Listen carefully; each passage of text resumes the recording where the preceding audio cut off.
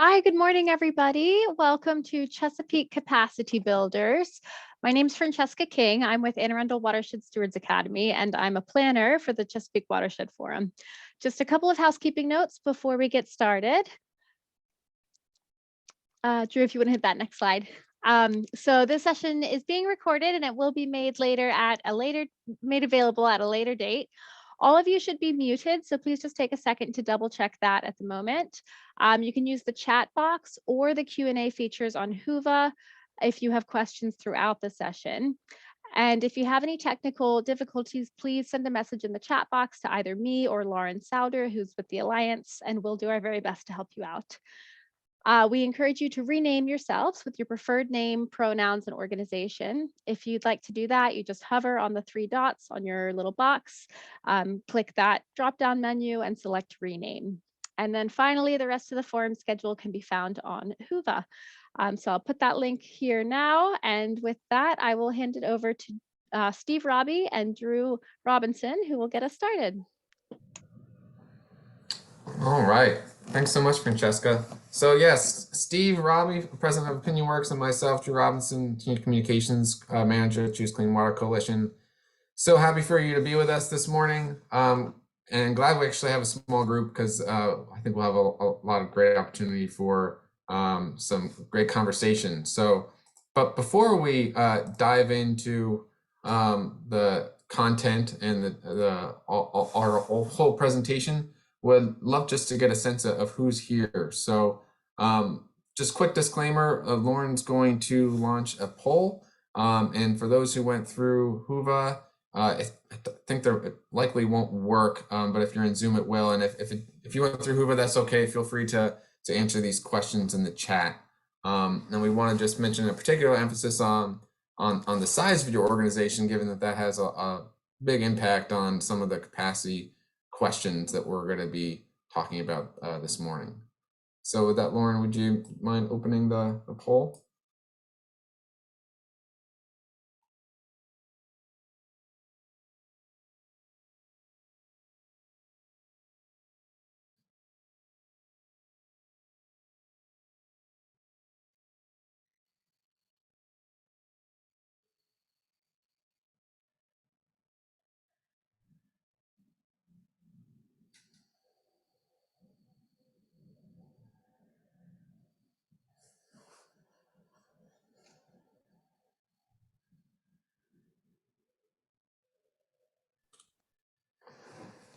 Well, I love this. We have some great diversity with one each: local, individual watershed, statewide, and regional. So this is perfect so far.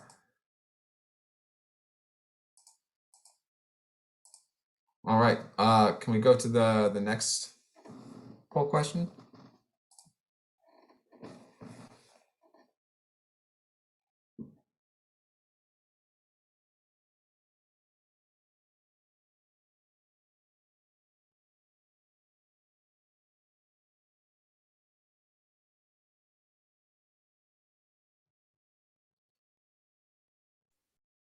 And if anyone's unable to see that, this question is, where is your organization's work focused? And the options are DC, Delaware, Maryland, New York, Pennsylvania, Virginia, West Virginia, Baywide, outside the watershed, or no geographic focus. So again, with the diversity, love seeing the folks joining us from all throughout the watershed. I think we got the one more of the size of your organization.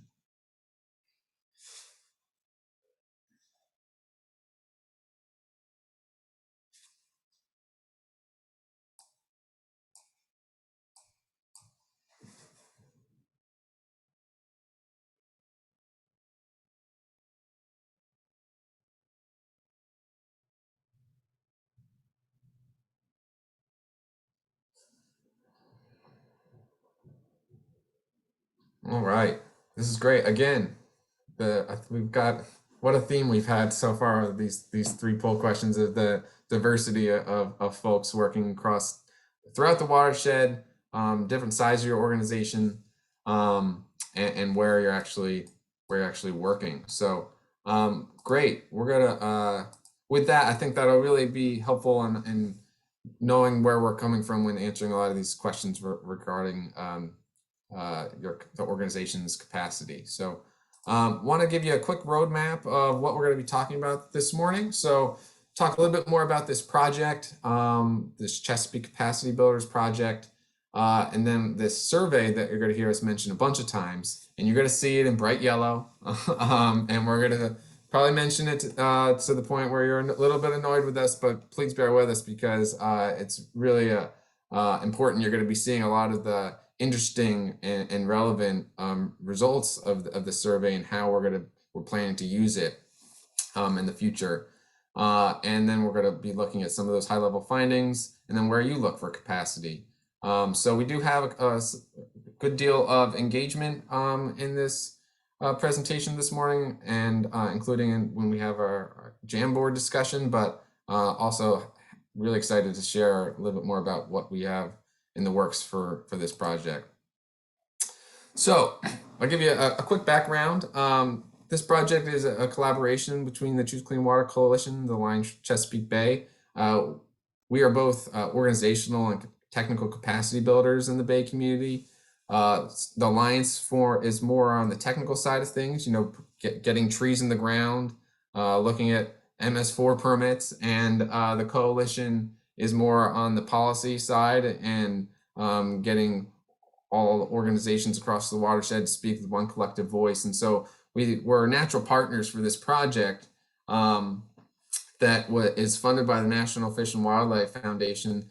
The idea is that to bring these stakeholders together over, holding a series of conversations over the past couple of years that eventually led to this project we're going to share with you today. We partnered with Steve Robbie and OpinionWorks, highly respected public affairs and polling firm you're going to see some of the work that we've done with OpinionWorks today. And then we were also supported by the Chesapeake Bay Funders Network and Chesapeake Bay Trust that were really helpful in developing this whole project. So giving just a brief background of what it's actually seeking to do is we're conducting a capacity assessment to really identify the capacity of all of the organizations working in the Chesapeake Bay watershed. That's looking at the coalition's 260 plus members. And then there's some overlap with the Alliance's members, but collectively we have around 400 different organizations. And we're really trying to identify where there are gaps in capacity, where there are opportunities. And this is particularly of interest to funders, as you can imagine, because they're looking to make the greatest impact with their funds. And they're particularly interested in this project and the results that we're getting, not only from the survey, but the assessment as a whole, so that they can better identify the projects that would make the greatest impact for our shared clean water goals. So that's a little bit of background about the project. But before we go into the survey and some of the things that we've learned so far, wanting to take a time for us to chat as a group to discuss what capacity is. So unfortunately, it's not as simple as the amount of space a cup has to hold water, as you can see in the title slide. But it is something that we've worked really hard to come up with our definition. But before we share that with y'all, we want to break us up into a couple of breakout rooms and answer two questions. One is describe an experience personally and professionally when you're well equipped and resourced to accomplish your goal. This can really just get your brain churning on this Friday morning. It's been a long week, get your brain churning. And then how would you define capacity in the context of a nonprofit organization? So we do have links that we can share with you all. We'd love if you would just take some notes if you're within your breakout room, and we would love to be able to look at those later to see how you all would be defining the capacity of a nonprofit organization. So we will drop those links in the chats to a Google Doc. And with that, I think we are about ready to enter into our first breakout room. We'll be in there for, what would we say, about 7-8 minutes, Steve? Great. 7-8 minutes, yes. Okay.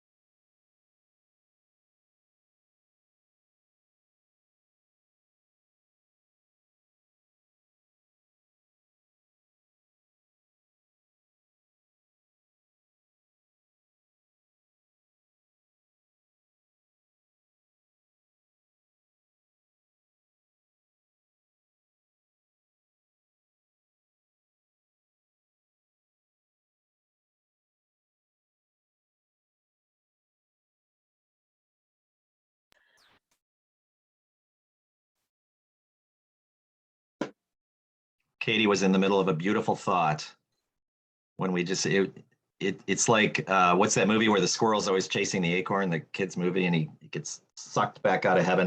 It's sort of like that.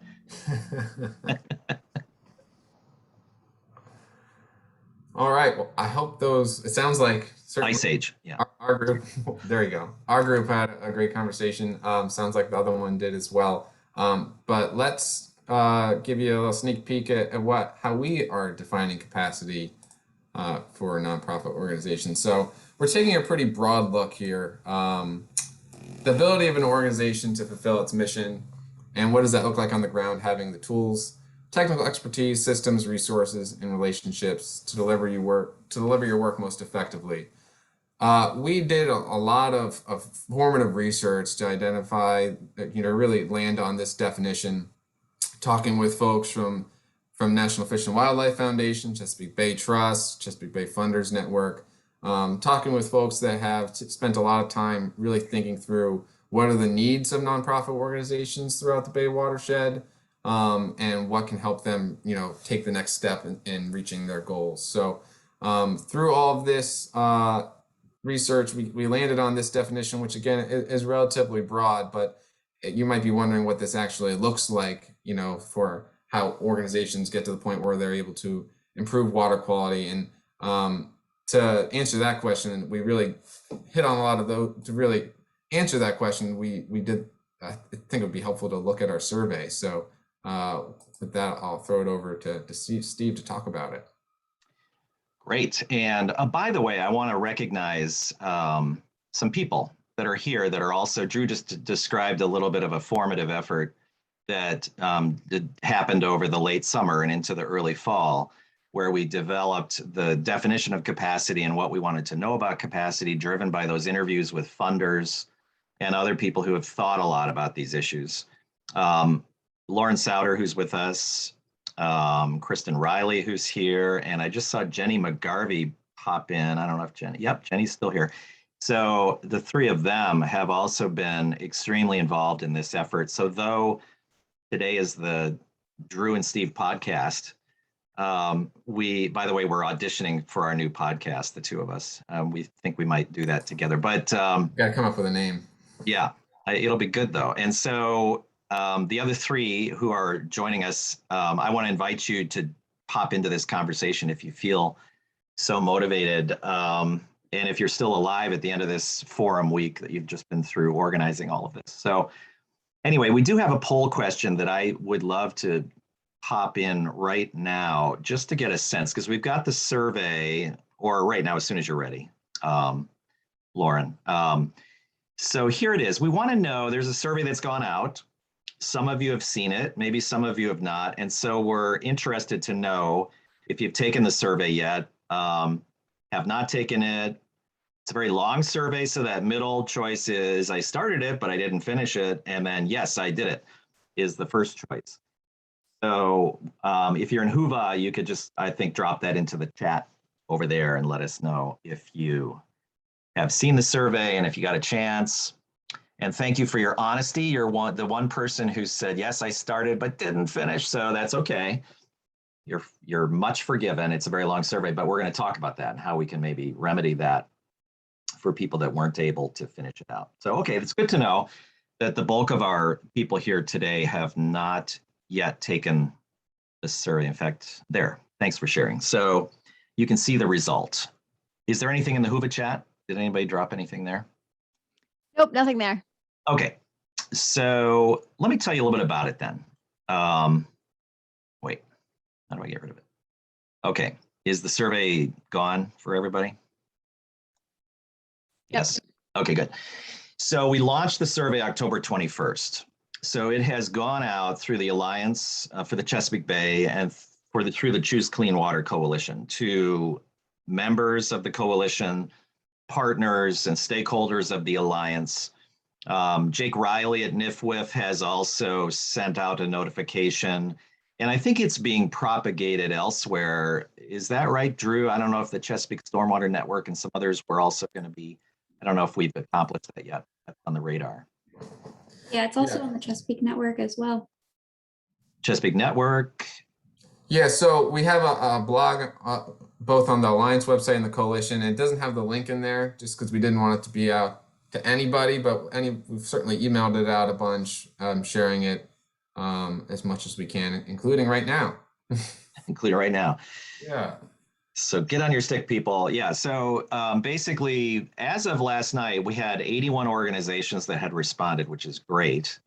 149 individuals within those 81 organizations. And as of this morning, I looked at it right before Drew and I got on this meeting, and there were 176. So something that happened yesterday has prompted more people. So thank you. I say that to everybody out in the ether who did respond. So thank you in advance to all of you guys. But anyway, it's an online survey. It is step one of two steps.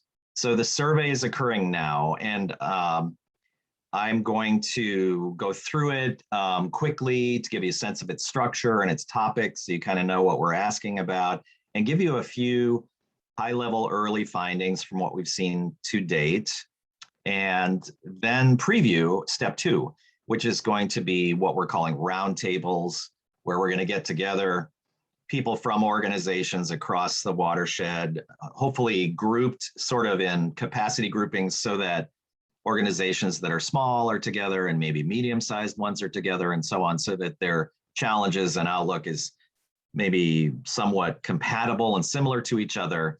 And in those roundtable sessions, people are going to be able to talk at greater length about these issues of capacity. And this whole effort is really important to all the funders that Drew mentioned.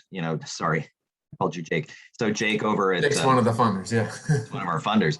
So NIFWIF, the Bay Funders Network, the Trust, all of them are eager to have the results of this work. Because as we all know, we're in a changing environment.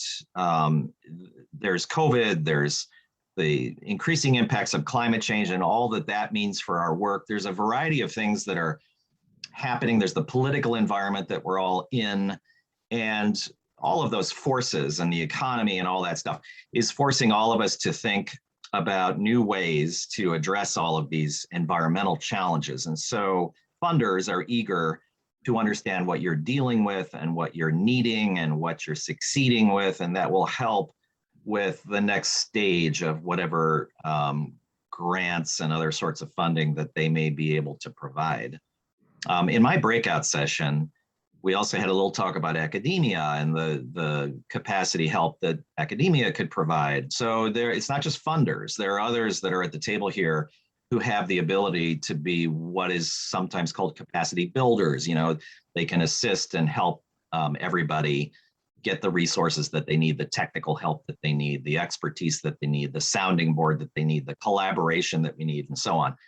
And so this effort is intended to inform all of that. That's what we're trying to do. So let's go to the next slide.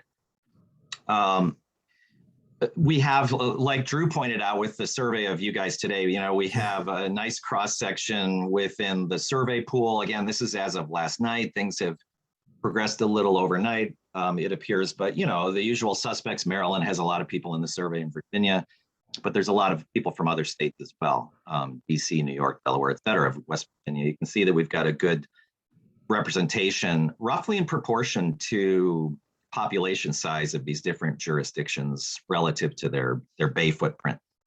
Let's go to the next.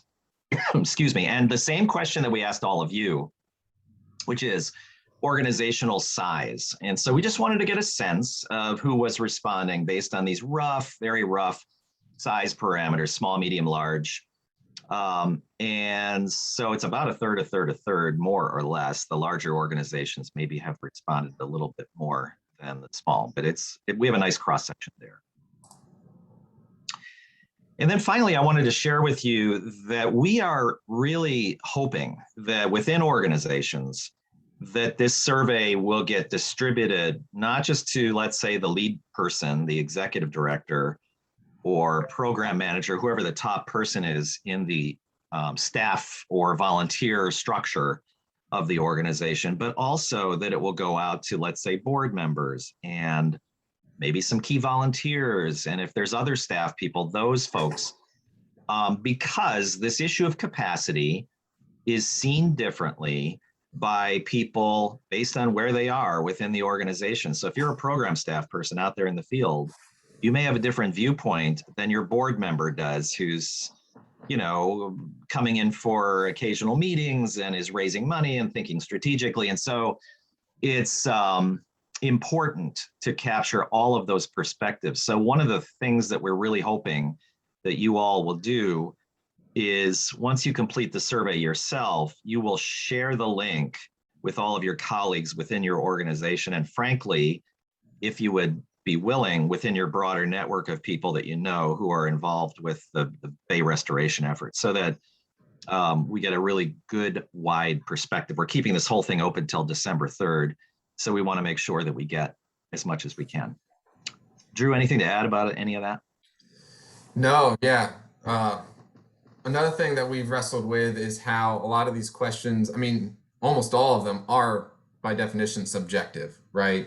So there is a quantitative answer to how big your organization is, and we can all, you can look at that objectively, but most of these questions, as you'll see, are subjective, but having these, as Steve mentioned, the variety of viewpoints and perspectives is going to really help us paint an effective picture of the capacity needs and opportunities within our organizations that we're working for. Good. All right. Let's go to the next.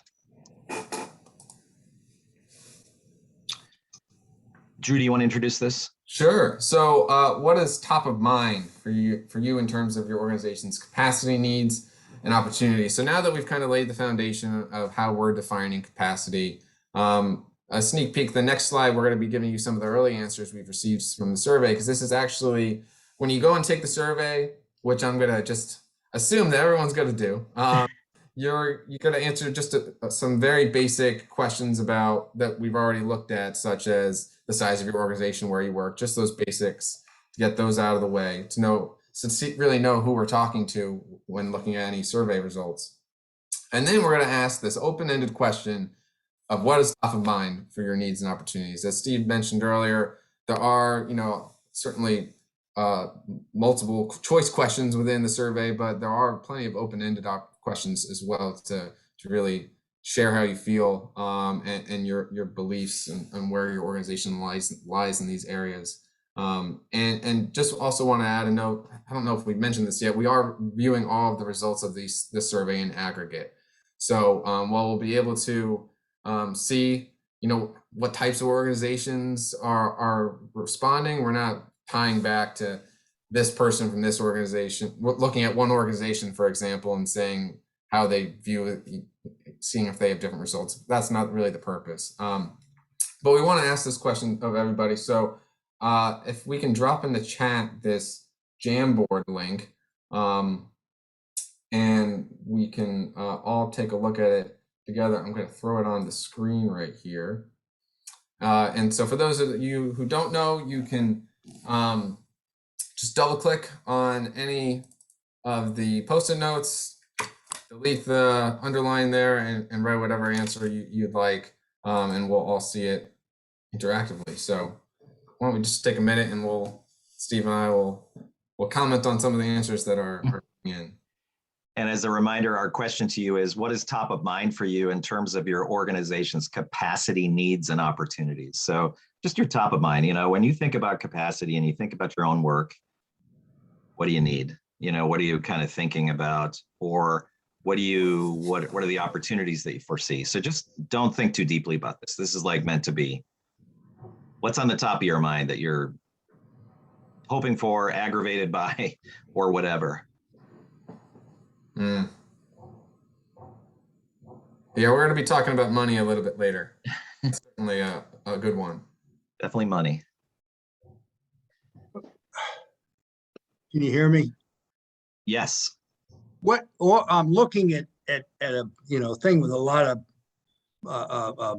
different colors on there, and what are we just supposed to do? Just write in what it is? I mean, Steve, Come on, Charlie. I mean, come on. That's right. My dog's right here. He's laughing at it. What the hell do we do? Don't you know about Jamboard? Yeah, this is a cool new thing. No, I don't. Now, Drew can explain it to you. So you know what, for you, Charlie, if you're comfortable, which I think you probably are, if you want to share what's top of mind for GBC's capacity, needs, and opportunities, we can just share it with the group. That'd be great. Yeah, you can just shout it out. I don't understand it either, so it would be really nice to understand it. Well, all right. So I'm happy to just break it down real quickly. So you just pick any post-it note you like. Pretend these are post-it notes, and you just double click on it, and then here you can write, "This is my answer."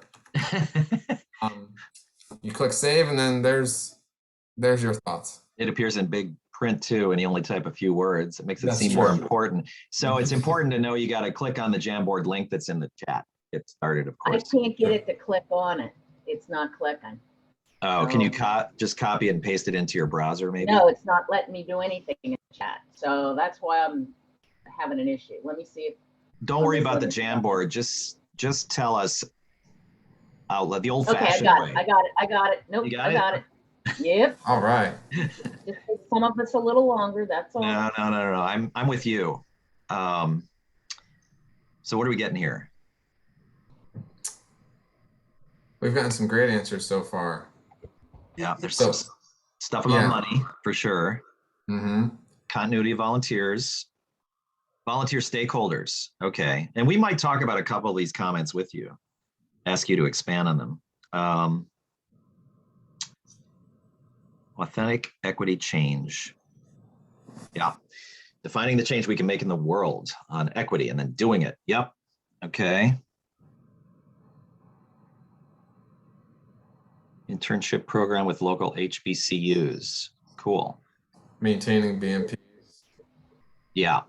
It's a good one. Yep. Maintenance we hear about all the time, right? BMP maintenance. It's easy. It's not easy, but it's easy. It's much easier to get a grant to plant trees than to ones that are already planted, right? Yes, for sure. Amen. because we're a land trust, it's the number of acres that we have in a placed in a conservation easement. What do you mean by that, Charlie? That means that we work with the Maryland Environmental Trust in Baltimore County and through the Rural Legacy Program. Okay, so the number of acres and properties that we have put in an easement were about almost up to 2,000 acres. And, you know, and actually we have another goal, and I can't remember exactly what it is, you know, we haven't come up with that as much, but the idea is to increase our acreage. Baltimore County has a goal of 80,000 acres. Gotcha. Okay. Community engagement specialists on staff. Okay. Yep. Yeah, so a lot of these, it's interesting that a lot of them tie together, you know, like the one you just mentioned, Steve, you know, certainly is related to this one right here about volunteer engagement and retention, you know. Yeah. Maybe actually having someone whose job is to do that. I mean, those are both mine, so clearly. Oh, there you go. You're not You know supposed to where admit my that. mind is that it's tied together. Yeah. That's hilarious. Don't admit that. That makes a lot of sense now. Oh yeah, I bet, Lauren. Yeah, I was figuring some of these volunteer stakeholder and continuity might have been you too. We noodle over the same problems frequently. Drew, if you scroll down, are there any others lower on the page? Nope, no, it's just, That's it. Okay, got it. I'm gonna make another connection and hope it wasn't the same person that said it.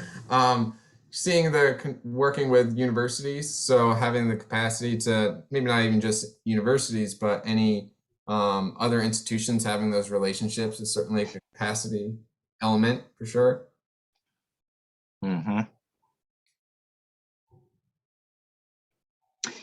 Okay, good. Now, so because we've done a lot of unmuting and talking, that's great. So let's keep that up. In fact, Drew, I think that Francesca might have been in touch with you by chat as she was me. I think we're not going to do the second breakout, but just keep large groups. So everybody, we're just going to roll with this interactivity. We like it. And what I'm showing you now on the screen, what Drew's showing you on the screen are some of the comments that we got in response to that question off the survey. So you can see some things that other people have said too. GIS expertise, for example, collaboration opportunities. My personal favorite is too many opportunities, not enough time. You know, isn't that the problem? Succession planning, very important to think about leadership change and what might be coming. So anyway, you can get a sense by just kind of browsing what's here, and there are many more. But the purpose here was at the beginning of the survey to kind of give people this open-ended opportunity to just uncork, you know, whatever might be at the top of mind.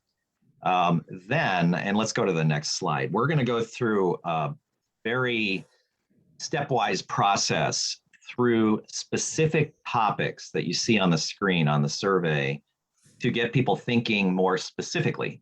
And then we're going to ask them again at the end of the survey to give us whatever's on their mind. So, you know, this technique, you know, you kind of start unaided and let people just kind of give us top of mind. And then we give them a lot of things to think about and comment on, and then go back to the end and let people think big again, is a common technique in our work when we ask people questions. And that's what we're doing on the survey. I just want to, you know, you can see these areas, these 6 areas that we've identified here. I'm going to talk briefly about what each one means. These are the things that you will encounter on the survey. Not everybody works in all of these areas, obviously. Not everybody's doing ag stuff or stormwater things or whatever, but organizations are doing a different mix of these different activities. And so we wanted to ask about them. We arrived at these 6 based on those conversations that Drew described earlier with some of the people that have been thinking about issues of capacity. You know, people that are funders and reviewing grant applications all the time, they have a really good feeling for what people are asking for and what they think they need. However, they still want to understand trends and what's emerging and what they should be funding in the future. So that's why we wanted to sort of follow a very structured pattern of asking these questions so that we make sure to touch on topics that are of concern to some of the folks that are thinking very strategically about the direction of the Bay restoration movement. So let's go to the next. Just one quick thing, Drew. Yeah. Yeah, just one quick thing I want to add there is that, let's say, for example, that your organization doesn't do anything with ag. You can skip over that section. You answer the question that, you know, no, we don't work in ag and aren't looking to.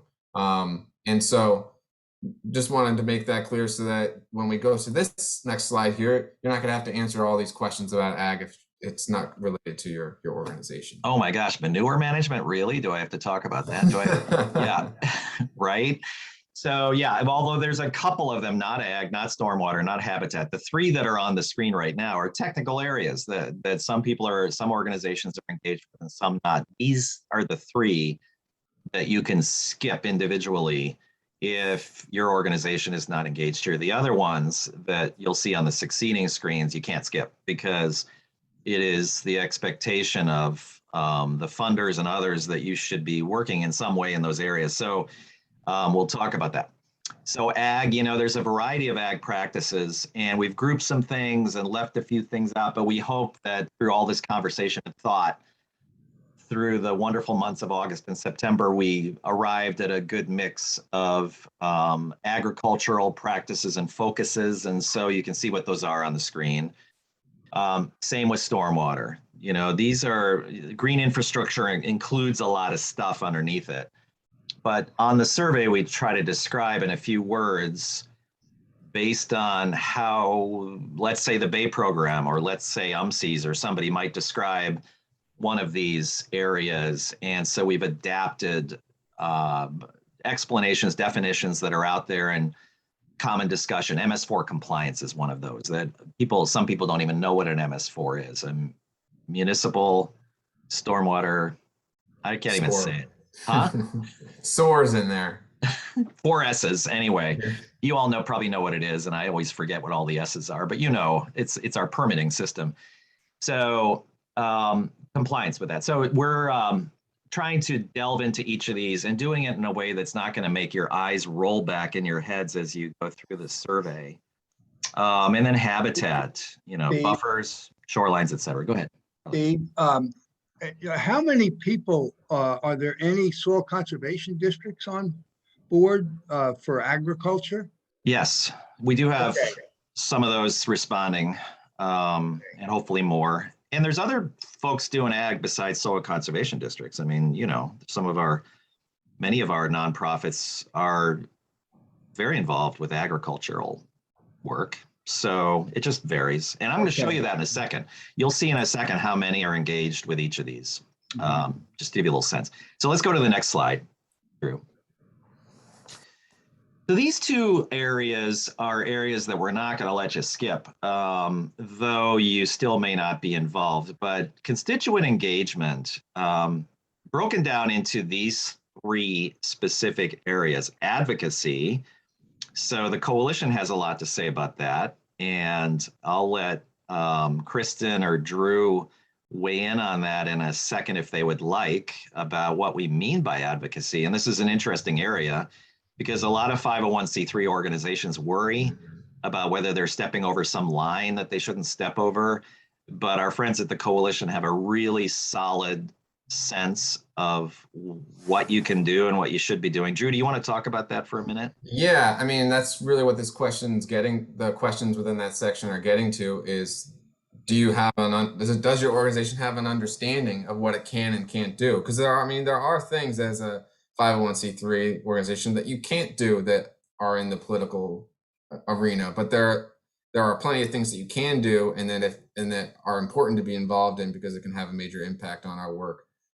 Talking to legislators at the local, state, and federal level to get them on board for certain policy changes or making certain investments in different programs. That's crucial to getting all those projects we just mentioned on the previous slide on the ground. So that's where the advocacy piece comes in. If advocacy gives you heartburn, maybe you could look at it as decision maker education, engagement. That's kind of the same kind of term that we're looking at. Great. I would like to hear, because we've faced an uphill battle, this is between us now, on advocacy. And so I would like to hear what some of the other organizations are doing to advocacy. The soil conservation did. We used to go down to Annapolis a couple times a session. But I'd like to understand what organizations are doing advocacy work and what specific things they're doing. Well, Charlie, that's a whole other webinar. I'm happy to touch base offline to dive deep into that, because there's a lot that you can do to engage your decision makers again at the local, state, and federal level to. Right. Well, I would love to see what the people who are participating on this watershed forum, what ones list advocacy as they actually working. Okay, if you must have that. We do. We'll show you in a that's- second. Yeah, we're that coming attractions. You're about to see that. But Kristen just dropped into the chat that you should just reach out to Drew afterward, sometime in the future, Charlie and others, if you want to talk more about this, about what you can do in terms of advocacy. The coalition will get you sorted out for sure. Well, Absolutely. And Jenny, yeah, I'm happy that we can do a forum presentation on it too. Good idea. Okay. Yeah. So behavior change, something that, increasingly I'm happy to report is, being worked on, and also funders are paying a lot of attention to. And we all know, as Suzanne Ekin and I always say, 18 million decision makers live in the Bay watershed, 18 million different decision makers. And so you need to make sure that they're all making the best possible decisions. That's a hard job. So behavior change is important, increasingly important, and a lot of you are probably working on that. And then reaching new audiences. So how are we expanding the movement? How are we reaching out to others beyond the usual choir? That's a really important part of constituent engagement. You may have noticed or not noticed that up under those 3 technical areas that I talked about a minute ago, that we also have sub-bullets for engagement under those as well. It's important to our funders that when we're doing ag, we're engaging well with the ag landowners. That's a natural thing, but you want to make sure that that's actually happening and we're paying attention to that. So there's engagement issues under those technical practices too. Adaptive is a really important area today. We've got climate change going on. We're all trying to figure out what our role is in dealing with that and communicating about that, and where the public is around that, and how that affects what we plant and what we're doing. DEIJ is a critically important, increasingly pressing and current priority that everybody needs to be and is thinking about. And so how's that going? What do people need to navigate that? Collaborations and partnerships, an area that's being stressed by the funders network, as you probably know. And so what do we need there? What's possible there? And then strategic planning, long-term, and organizational planning, short-term, tactical. Those are another adaptive, helping organizations think about how you're going to be nimble and change and move. And then the final slide in this little series, Drew, is stuff that is more nuts and boltsy. This is the kind of top of mind stuff in a way, fundraising and grant writing, staffing, professional development, leadership. I mean, honestly, isn't this some of the first stuff that we all think about when we think about capacity in a way? Because we need these nuts and bolts to operate. Marketing and communications, how well are we able to reach out to our communities and to our constituents and so on? Are we monitoring and evaluating our programs? So all of these are important. All of these are areas of capacity need, probably. Some organizations have these wired and some do not. So let's go forward. I think I now have actually a few results to just quickly share. And we're going to have a little conversation before we end. So I'm going to go through these kind of fast, but I just want to give you a little taste of what we're finding out. So I'm leaving out that program support area because in theory, every organization is having to grapple with those sorts of issues. But these are the other 5. And so the scale here, we're asking organizations, are you inactive, not working in this area? Are you scaling back? And that's that orange, and only 2 of the areas show anybody scaling back. There's a little scale back going on.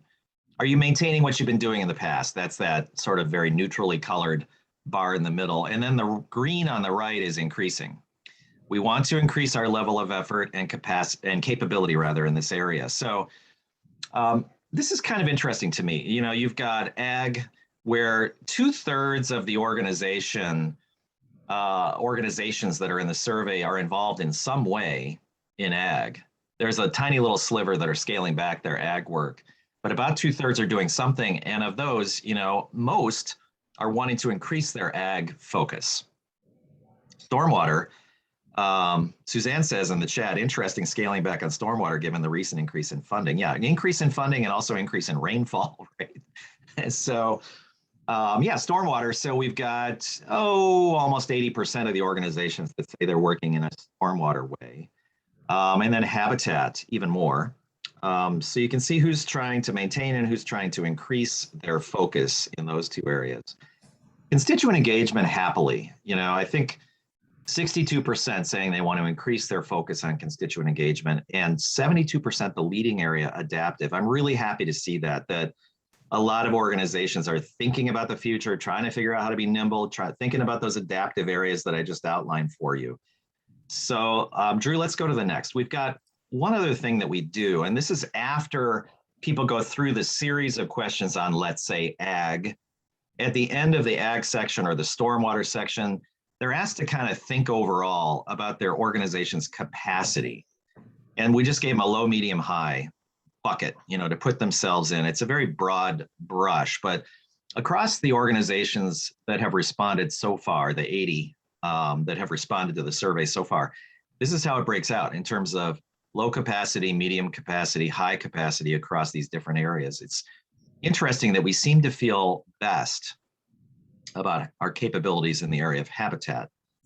And we're feeling pretty good about stormwater. But anyway, you can kind of see how the three technical areas are relatively similar to each other.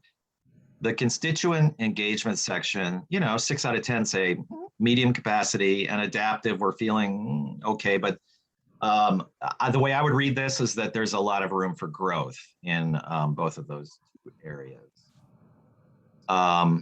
Let's go. Jenny raised her hand. Jenny, you have something you want to say? Yeah, I mean, it's no wonder. So everyone knows, because these are fresh off the press and I've been in forum world, this is kind of a new breakdown for me. So you guys are seeing me get excited. I find kind of pick through the data too. It's interesting when we do we removed it this year, but for a few years, we've had quick questions around what is your knowledge level in the primary areas in which we kind of focus on content, and what is your interest level in those. And conservation as a category tends to be both one of the highest interest and also the highest skill set. And then restoration's kind of second to that. So when I see habitat and thinking about those numbers of like the high capacity, I mean, it helps that a lot of the people we sent the survey to are also forum attendees. So it's probably similar data sets, but I'm just thinking that's probably kind of a corollary tie-in, kind of reflecting that audience's knowledge set and abilities. Yeah. Yeah, fascinating. Sorry, Jenny, I should have previewed this with you, but there was no way to do that. There's no way. I love it. I get to listen to a presentation. Your hair's with on everyone else. fire this week. Yeah. All right. So let's go to the next slide. I just wanted to dive into one of the areas very quickly to give you a little sense of how this is going to work. So we asked for each of the sub areas, all those bullets that you saw on the screen earlier within these areas, we're asking survey respondents to rate their capability in the area on the scale that you see at the top of the screen. Do not work in this area, low capability, poorly resourced or just beginning, moderate capability, strong capability, very strong capability in the dark blue, recognized by others. So in other words, we're doing so well at this that other people know us for it.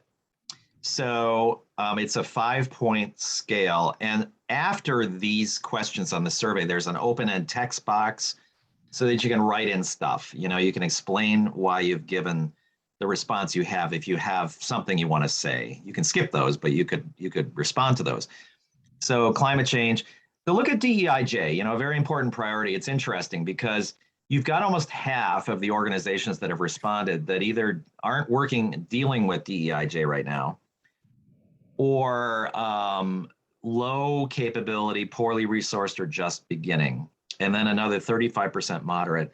So I would say there's a long way to go with that priority, which is on everybody's mind, but look how low it is relative to the other adaptive categories. On the other hand, look how great everybody's feeling about their collaborations and partnerships.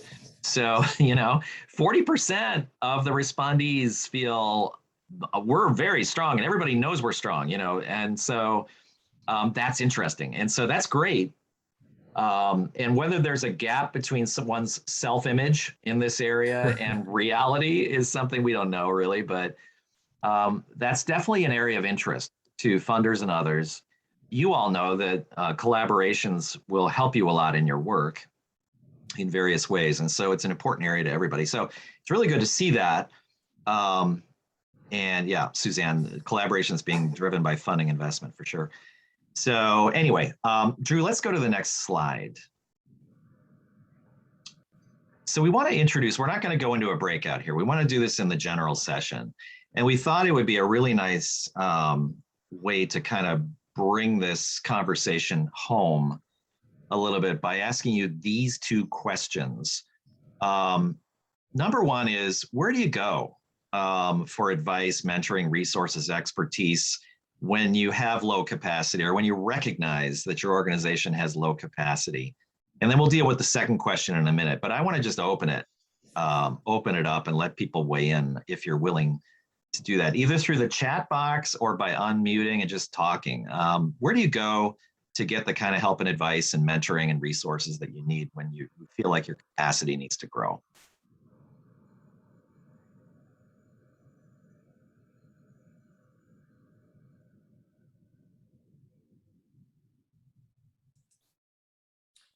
So I have to say that I have recently gone to a contractor that I've worked with on a number of occasions when I need strategic advice for little bits of coaching. And having that long-term relationship with people of mentors. So Steve's a mentor of mine when I need advice and capacity in the behavior change area. I've got some other people in the fundraising area. So I think having, you know, a group of mentors around that you can get a little bit of advice from without having to enter into a big, long contract or any big monetary investment, I think helps you figure out where to go. And Okay. I love the I need a hug. Yeah. I have a whole story about I need a hug for another time. I think I've approached it like I've approached other things. When you tend to be lacking in one area, you tend to look outside and see who's being successful at it, and you network and approach to get a hold of them and find out what they're doing and why is what they're doing working, and see if you can implement it within your own project group. Yeah. Be that veterans from, you know, from the past that have been, you know, in the project area, independent contractor, a university person.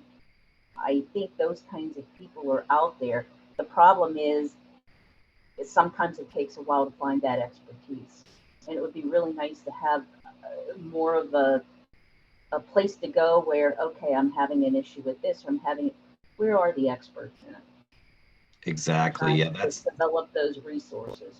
That's a good point, Patty. And I'm wondering how other people feel about that. I mean, do we feel like our Bay Restoration community does a good enough job giving you a sense of where to go, or providing forums like this one, which is so valuable in helping people make connections with each other and know where to find help? Do we do enough in that area, or is there more that could be done to provide guidance on where to go to get the help you need? I was in another work group, and that was one of the issues we were talking about, was starting to pull those resources together. So I believe it's something that could be improved upon. Having, you know, where everybody knows, okay, you go to this website or you go to this link. I mean, if you're doing research to talk to people, I mean, you will develop that relationship with that person or that group depending on your style. But you got to have a place to start. Yep.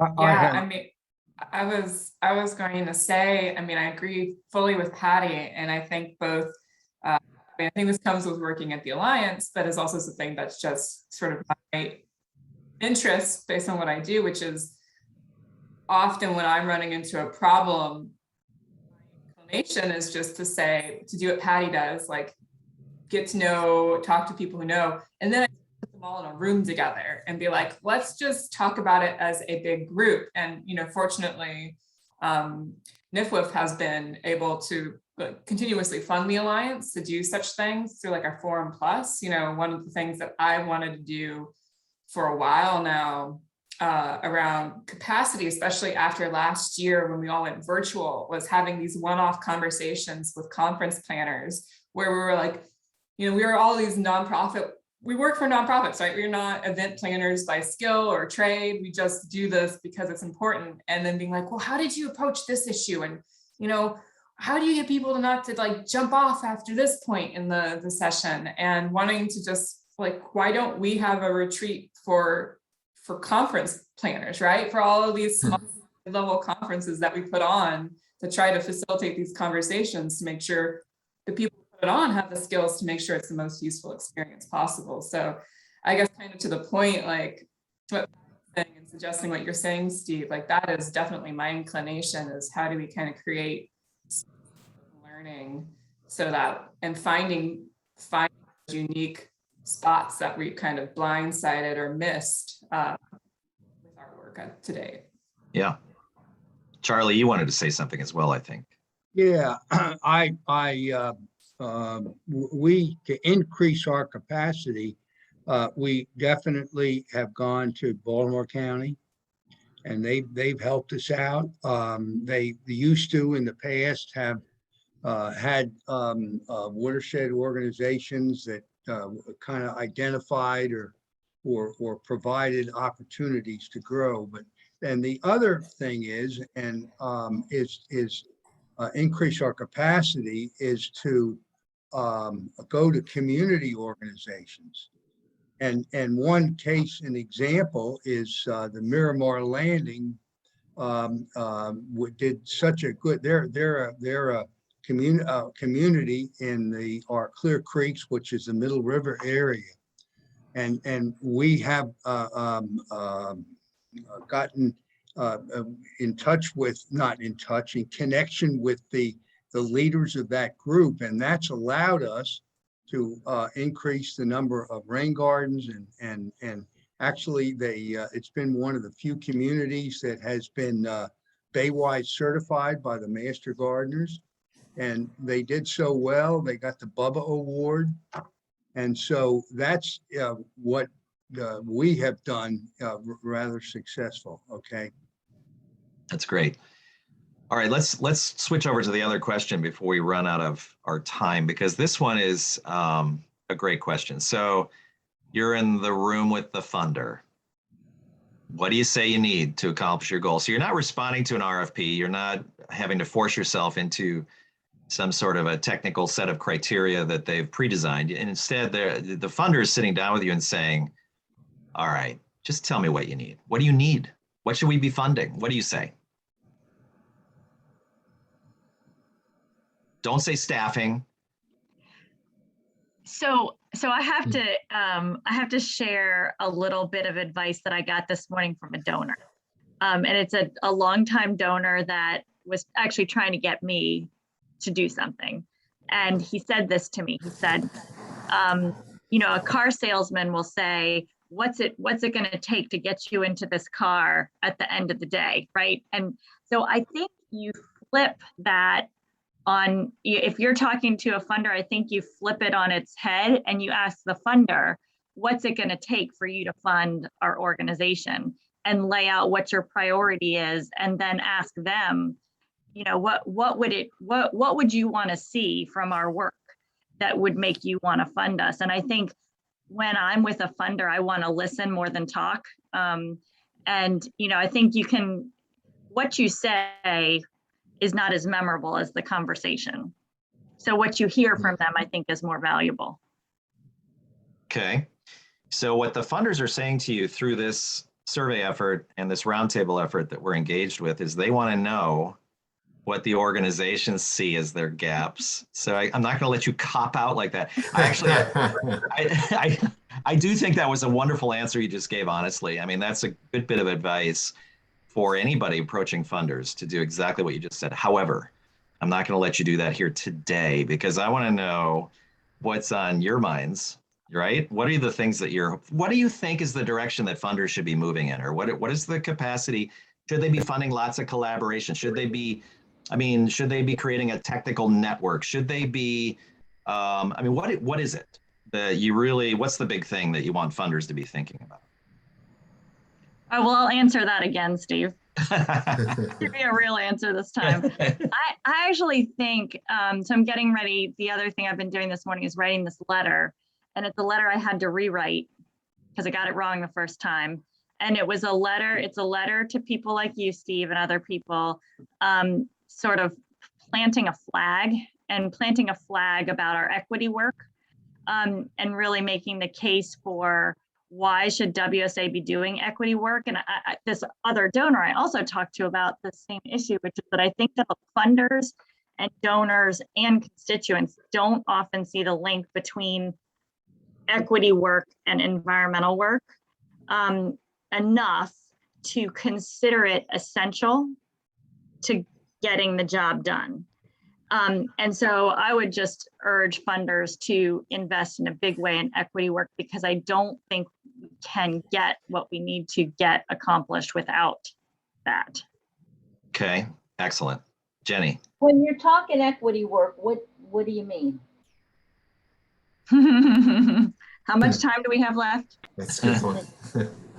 Yeah, I think there's some very big points about what is not funded, which is what it really takes to do equity work in an authentic way, which is listening to communities and following their lead. And there's our organization, we engage community leaders as volunteers. Well, that whole thing about volunteers is,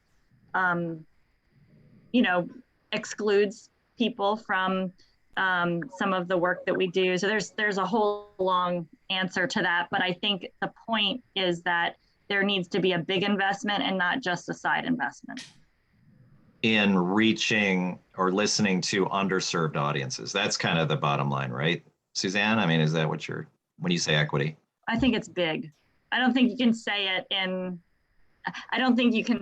or even define it in the 4 minutes we have left. Okay. I think I'll just say it's big. It's a big deal. Okay, All right. thank you. Jenny, I what's just up? didn't know if you were talking about something like work in kind. So it's I'm something sorry. totally different. It's something totally different. We'll move on. Got it. All right, Jenny, what's on Yeah. So for me, one of the things, actually, there's been a great conversation in the community boards on Hoover about this, or at least I've really enjoyed it. And Lauren, you definitely should go check this out. I mentioned volunteer engagement, and something I've had some discussions with partners about recently and one-on-one is, how do you think or value volunteers? And that leads to ownership to the project or the organization they're with. And also hopefully helps move them up the stewardship ladder, in the sense that once they feel like they're part of the program, they want to contribute more and be more involved and help sustain our work. And this conversation around how the things that show value isn't trinkets or cheap things. It's like, what can we do kind of experientially to make them feel part of it? Like camp outs or things that I think Abel Brooker kind of brought it up earlier on the plenary about camping program. Like, these are things that are not leading to on the ground results, not tied explicitly with water quality goals.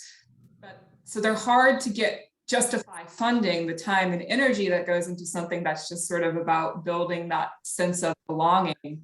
But it's so crucial for our work. So for me, that's kind of the thing I would go to a funder is say, can we start putting more energy back into work that focused on thankfulness and retention? Mm-hmm. Are you all seeing a problem with the funders when they're offering, or when they have the set of parameters that they are looking at, to qualify for their funds, that they're setting such parameters that you can't combine them with other funds, or is that not a problem? I see that, from the work that I'm working with. We can get, we get federal monies coming in, but then try to get them mixed and matched. That's another problem altogether. All right. Hey, So- Drew, bring us home. We're at 11:29. So Yeah, so the reason why we wanted to ask this question last is because this survey is the exact opportunity to answer this question because as we've mentioned several times, the funders are looking directly at these results. So while you technically won't be in a physical room with the funder, by answering the survey and expressing your opinion, all these subject areas that we've covered today, you're really you have the opportunity to do that. And your opinion is particularly valued. You guys, by spending this time with us this morning, know a good bit more of the background and what we're trying to accomplish with this project. So really appreciate if you would take a moment to complete the survey. It's not as you could tell, it's not a 2-minute, but it's not an hour survey either. I would say it's in the, 15-20 minute range, Steve? 20, unless you're, wanting to type some comments and then it takes longer, but leave your browser open because it doesn't have an individualized link for you. It's a general link. So if you close your browser, you're out. So if you have to step away, just leave it open and you can resume. That's really important. So yeah, have a cup of coffee, do it on Saturday morning, it's going to take you 25 minutes to do, but it's a really good investment of your time, we hope. And lastly, I want to mention incentive. We haven't gotten to this yet. And this is going to be particularly of interest given that you all are here at the forum. We are giving out 3 grand prizes randomly to folks who complete the survey. Scholarships to attend next year's Watershed Forum, our Choose Clean Water Coalition's conference this May, 2 tickets to the Wild and Scenic Film Festival, and thanks to the Alliance's partnership with Turkey Hill, a free ice cream party for your home or office. So we're excited to hand those out. Yeah, I know we're at time, but just want to drop in our contact information here. And should include more than just Steve and myself here. Jenny and Lauren and Kristen would be in this contact as well if you're interested in learning more about the project. But with that, happy Friday, everybody. Bye, everybody. All Thanks for right. coming. Guys, happy Friday.